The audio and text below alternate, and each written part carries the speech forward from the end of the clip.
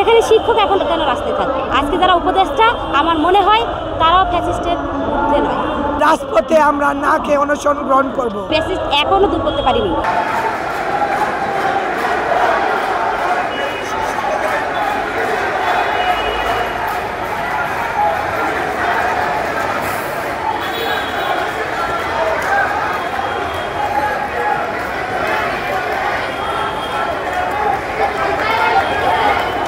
সরকার পক্ষে আমাদের কখনো সিদ্ধান্ত দেয়নি।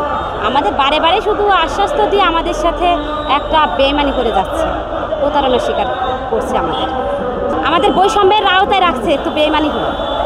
কারণ দেখেন, সারা বাংলাদেশ বৈষম্য মুক্ত করার জন্য ছাত্র জনতা দ্বিতীয়বার 24 গণঅভ্যুত্থানে এই দেশটাকে স্বাধীন করেছে। সেখানে শিক্ষক এখন কেন রাস্তায় থাকবে? তাদের দাবির জন্য কেন রাস্তায়, যেটা ন্যায্য দাবি। এখন আমরা বৈষম্যের শিকার। এই দেশ কি স্বাধীন হয়েছে?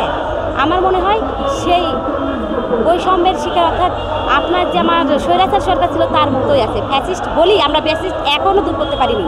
এই ফ্যাসিস্টের অন্ধে বসে আছে সবাই। আজকে যারা উপদেষ্টা আমার মনে হয় তারাও ফ্যাসিস্টের ঊর্ধ্বে নয়।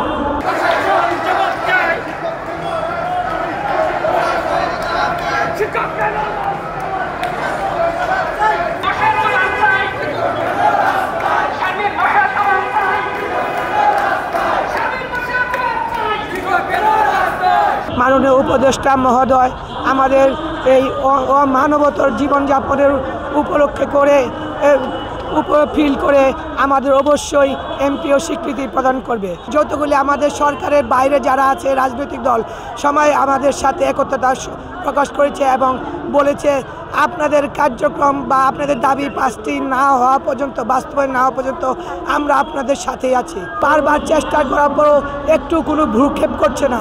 তাই আজ আমরা একটাই প্রতিজ্ঞাবদ্ধ হয়েছি, এই জাতীয় প্রেস ক্লাবের মাঠ থেকে আমাদের স্কুলগুলি এমপিও স্বীকৃতি না হওয়া পর্যন্ত আমরা বাড়িতে চলে যাব না। প্রয়োজনে রাজপথে আমরা না খেয়ে অনশন গ্রহণ করব।